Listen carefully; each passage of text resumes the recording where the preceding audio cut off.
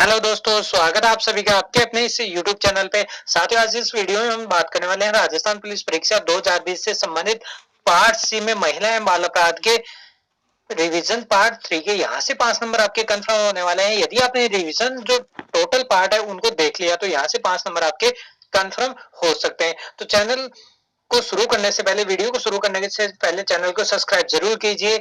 Subscribe करके bell icon को भी प्रेस कीजिए ताकि जब भी हम अगला वीडियो अपलोड करें उसकी जानकारी आपको मिलती रहे। और ऐसे डेली क्वेश्चन पाने के लिए चैनल को सब्सक्राइब करना बिल्कुल भी ना भूले। वीडियो को लाइक और शेयर जरूर कर दिए। यदि फ्रेंड्स आपका सिलेक्शन राजस्थान पुलिस में नहीं हो पाता है तो आपको घबराने की बिल्कुल भी आवश्यकता नहीं है। राजस्थान सरकार द्वारा काफी वैकेंसियां निकाली गई है हाल ही में, जिनकी शॉर्ट जानकारी हम वीडियो के बाद में बताने वाले हैं। तो वीडियो को पूरा जरूर देखिए, ये आपके लिए बहुत ज्यादा फायदेमंद साबित होगा। बात करते हैं फर्स्ट क्वेश्चन की। फर्स्ट क्वेश्चन है, आरटीई को राज्यसभा में कब पेश किया गया था? तो आरटीई को राज्यसभा में कब पेश किया गया था? वेरी वेरी इंपॉर्टेंट क्वेश्चन रहेगा आपके एग्जाम के लिए। सबसे पहले यहाँ शब्द आया है आरटीई। तो आरटीई की फुल फॉर्म क्या होती है? आरटीई की फुल फॉर्म होती है राइट टू एजुकेशन, शिक्षा का अधिकार है, जिसमें 6 से 14 वर्ष तक के बच्चों को निःशुल्क शिक्षा का प्रावधान दिया गया है 82वें संविधान संशोधन 2002 के तहत। ये भी आपको ध्यान में रखना है। कौन से संविधान संशोधन? 82वां संविधान संशोधन 2002 के तहत 6 से 14 वर्ष तक के बच्चों को निःशुल्क व अनिवार्य शिक्षा का प्रावधान दिया गया है इस के तहत, इस अनुच्छेद के तहत। अब बात करते हैं इसको राज्यसभा में कब पेश किया गया था? तो सबसे पहले इसको राज्यसभा में पेश किया गया था 20 जुलाई 2009 को। ठीक है फ्रेंड्स, ध्यान में रखना है। इससे संबंधित जो भी जानकारी वो आपको बता दूं। सबसे पहले जो राइट टू एजुकेशन है वो सबसे पहले इसको इंग्लैंड में पारित किया गया था। ये भी आपको ध्यान में रखना है। इंग्लैंड में इसे कब पारित किया गया था? 1870 में इसे इंग्लैंड में पारित किया गया था। बात करते हैं भारत की, तो भारत में इसे कब पारित किया गया था? 1906 में भारत में इसे पारित किया गया था। और भारत पारित करने वाला विश्व का 135वां देश था।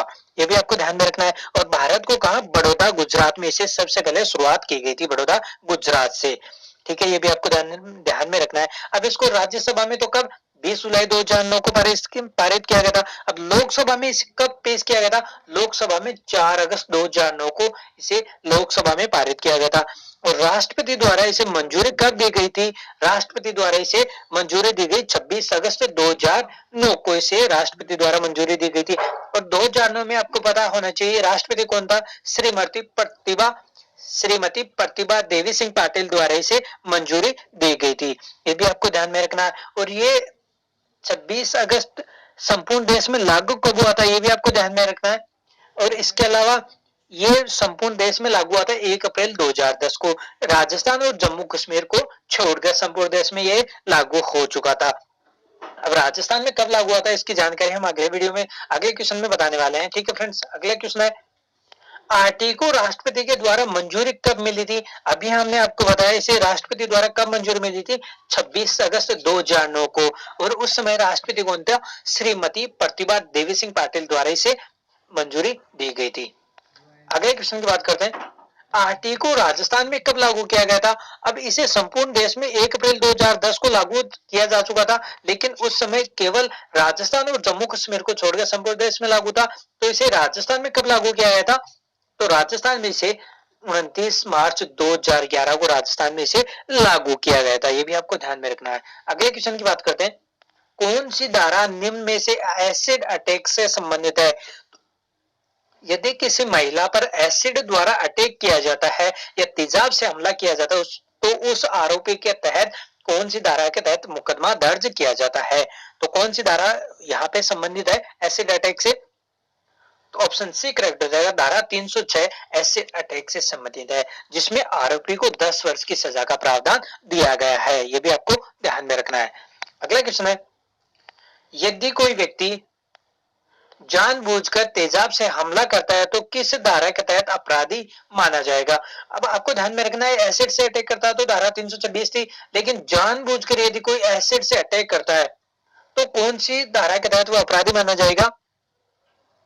तो जानबूझकर अपराधी धारा 326 ए के तहत यदि कोई जानबूझकर करता है तो 326 ए वहां पर लागू होती है, जिसमें यदि कोई प्रयास करता है आपको ध्यान में रखना है, यदि कोई तेजाब से हमला करने का प्रयास करता है तो 326 बी और अटैक करता है तो 326 ए वहां पे लागू होती है, जिसमें आपको ध्यान में रखना है इसमें सजा का प्रावधान है, आजीवन कारावास की सजा का प्रावधान है। और 166 क्या है ये भी हम आपको बता दें। 166 क्या है, एसिड अटैक व्यक्ति को यदि डॉक्टर इलाज के लिए मना करता है तो यहाँ पे डॉक्टर पर जो मुकदमा होता है वो धारा 166 बी के तहत मुकदमा दर्ज किया जाता है। अगले क्वेश्चन की बात करते हैं। अगर कोई व्यक्ति किसी शिशु का अपहरण इस उद्देश्य से करता है कि उसके अंग बेचे जा सके तो अपराधी होगा।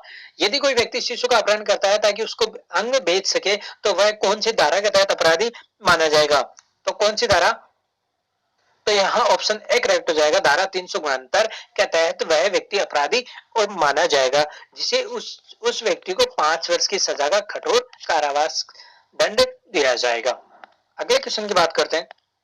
दहेज निषेध अधिनियम को सबसे पहले किस राज्य ने लागू किया था? वेरी वेरी इंपॉर्टेंट क्वेश्चन है कि दहेज निषेध जो अधिनियम है उसे सबसे पहले कौन से राज्य द्वारा उसे लागू किया गया था? तो कौन से राज्य द्वारा लागू किया गया था इसे? तो यहाँ ऑप्शन बी करेक्ट हो जाएगा। बिहार के द्वारा सबसे पहले इसे लागू किया गया था। और बिहार में कब लागू किया गया था ये भी आपको ध्यान में रखना। 1956 में बिहार में इसे दहेज निषेध अधिनियम को लागू किया था। अभी यदि सेकेंड राज्य की बात की जाए तो आंध्र प्रदेश दूसरा राज्य था जिसने दहेज निषेध अधिनियम को लागू किया था। उसने 1958 में इसे लागू किया था। ये भी आपको ध्यान में रखना है फ्रेंड्स। अगले क्वेश्चन की बात करते हैं। दहेज निषेध अधिनियम 1961 को राष्ट्रपति द्वारा मंजूरी कब प्रदान की गई? तो दहेज निषेध अधिनियम को राष्ट्रपति द्वारा मंजूरी कब प्रदान की गई थी? तो ऑप्शन बी करेक्ट हो जाएगा। 20 मई 1961 को राष्ट्रपति द्वारा इस अधिनियम को मंजूरी प्रदान की गई थी। अब यदि लागू करने की बात की जाए दहेज निषेध अधिनियम को तो इसे 1 जुलाई 1961 को लागू किया गया था, लेकिन मंजूरी 20 मई 1961 को मंजूरी मिल चुकी थी और लागू 1 जुलाई 1961 को इसे लागू किया गया था। फ्रेंड्स ये भी आपको ध्यान में रखना है। अब दहेज से संबंधित जो कुछ धाराएं हैं ये यहाँ से एक क्वेश्चन हर एग्जाम में, राजस्थान पुलिस के एग्जाम में कंफर्म 100% पूछा जाने वाला है यदि आपने ध्यान दे लिया तो दहेज से संबंधित जो कुछ धाराएं हैं वो आपको बता दूं, जिसमें सबसे पहले जो आईपीसी की धारा है फर्स्ट, इसमें क्या दिया गया है? आईपीसी की धारा 1 और 2 में दहेज की परिभाषा दी गई है। बात करते हैं 3 की। धारा 3 में क्या दिया गया है? दहेज लेना व देना दोनों अपराध माना जाएगा। यदि कोई व्यक्ति दहेज लेता है या दहेज देता है तो वो अपराधी माना जाएगा। उसे 5 वर्ष की सजा तथा 15,000 रुपए का जुर्माना उस व्यक्ति के खिलाफ लगाया जाएगा। बात करते हैं धारा 4 की। तो 4 में क्या किया गया है? दहेज की मांग करना है। यदि कोई व्यक्ति दहेज की मांग करता है तो वह धारा 4 के तहत अपराधी माना जाएगा, जिसे 6 माह से लेकर 2 वर्ष तक की कठोर सजा का प्रावधान है।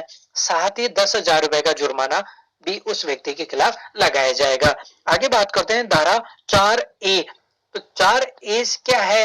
4A में यदि कोई व्यक्ति या कोई भी व्यक्ति दहेज से संबंधित कोई विज्ञापन अखबार या टीवी पर कोई विज्ञापन देता है तो वो भी अपराध माना जाएगा। दहेज से संबंधित विज्ञापन देना भी, तो उसे 6 माह और 15,000 रुपए का जुर्माना धारा 4A के तहत चुकाना पड़ेगा।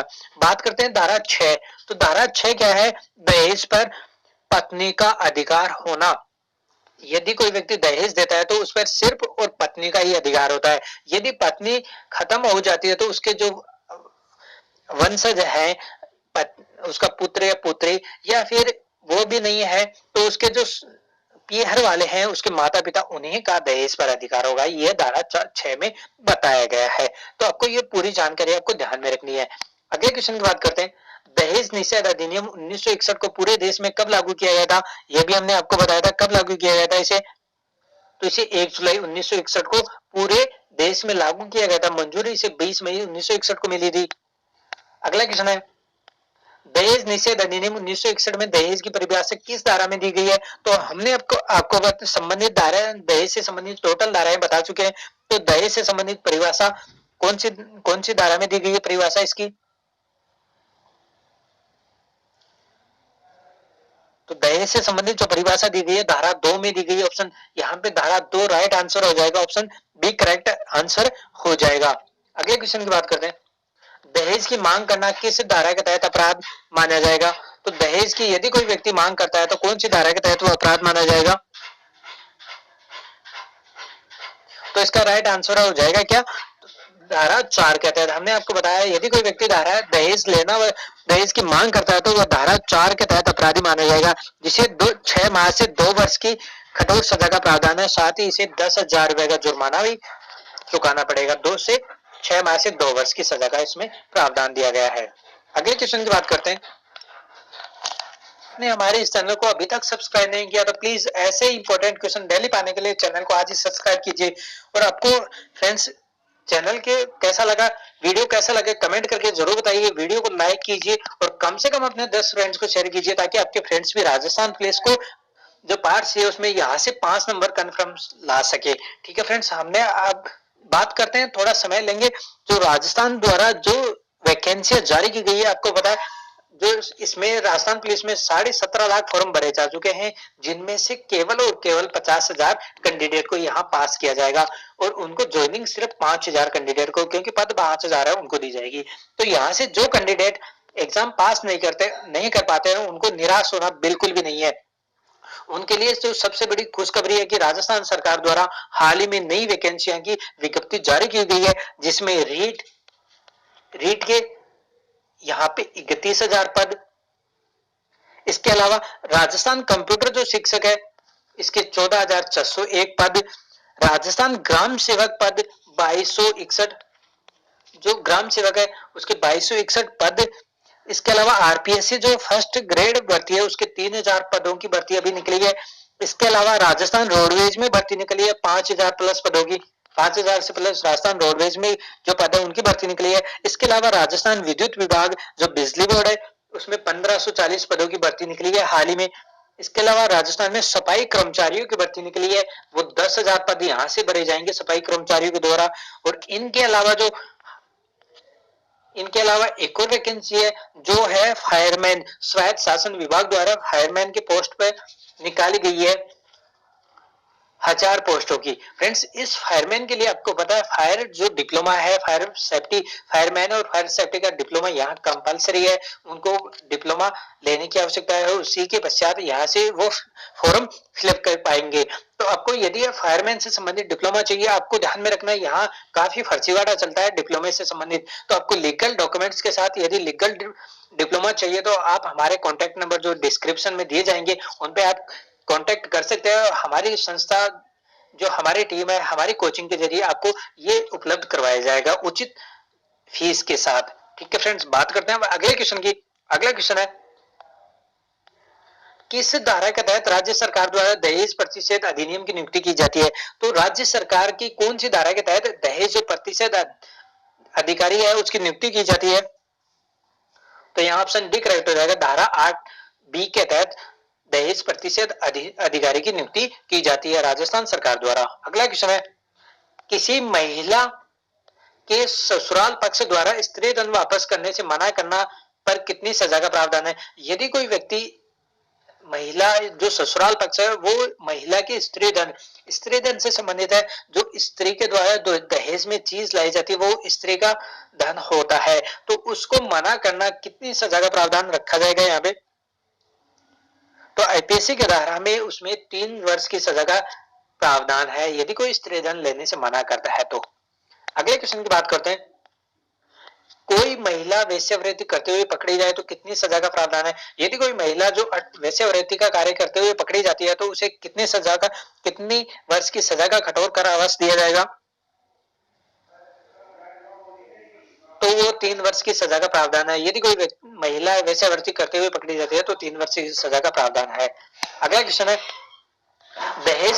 दहेज व्यापार के लिए विदेशी लड़कियां मंगवाना किस धारा के तहत अपराध है। यदि कोई व्यक्ति देह व्यापार अर्थात शरीर का व्यापार करने के लिए विदेशी लड़कियों को मंगवाता है, उनका आयात या निर्यात करता है, तो वो कौन सी धारा के तहत अपराध माना जाएगा।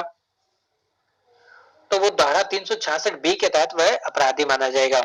अगला क्वेश्चन है 18 वर्ष से कम आयु की लड़की को बहलाकर वेश्यावृत्ति के कार्य में लगाना अपराध है। यदि कोई व्यक्ति 18 वर्ष से कम आयु की लड़कियों को बहलाकर या उसे धोखा देकर वेश्यावृत्ति के कार्य में लगाता है तो वह कौन सी धारा के तहत अपराधी माना जाएगा।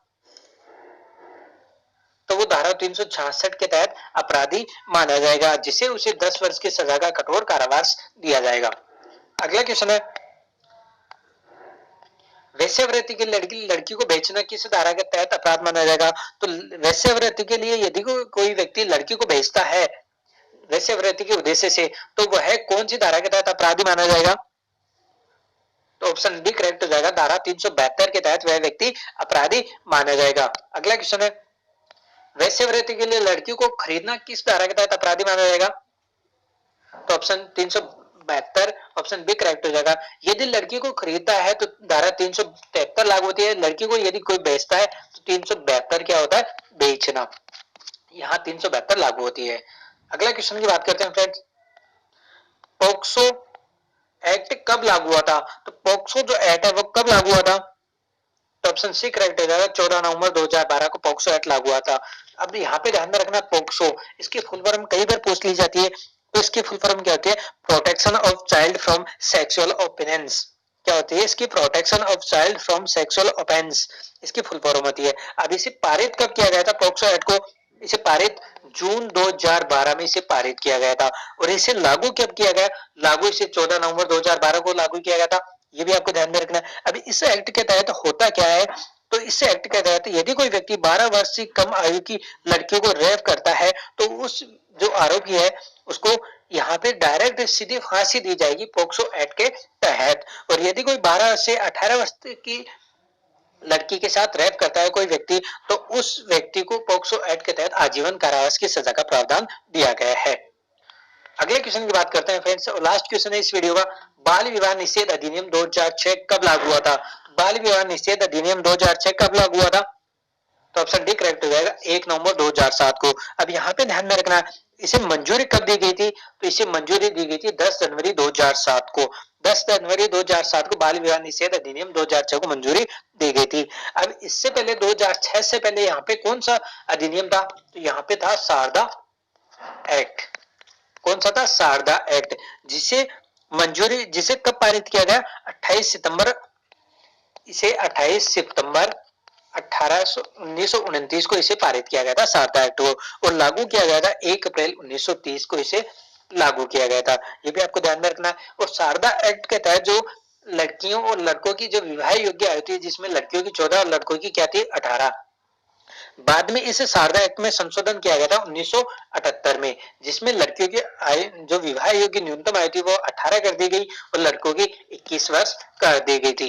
फ्रेंड्स, इस प्रकार टोटल 20 क्वेश्चन हमने करवाए, जो कि राजस्थान पुलिस के लिए बहुत ज्यादा इंपॉर्टेंट होने वाले हैं। तो यदि आपको वीडियो कैसा लगा प्लीज कमेंट करके जरूर बताइए। चैनल को सब्सक्राइब नहीं किया तो ऐसे ही डेली इंपॉर्टेंट क्वेश्चन पाने के लिए चैनल को आज ही सब्सक्राइब कीजिए।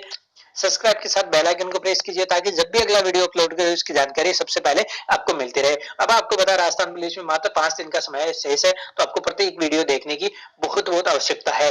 वीडियो को लाइक कीजिए और कम से कम अपने फ्रेंड्स को भी शेयर कीजिए। ठीक है फ्रेंड्स, मिलते हैं अगले वीडियो में, तब तक जय हिंद, जय Bharat. Thank you for watching.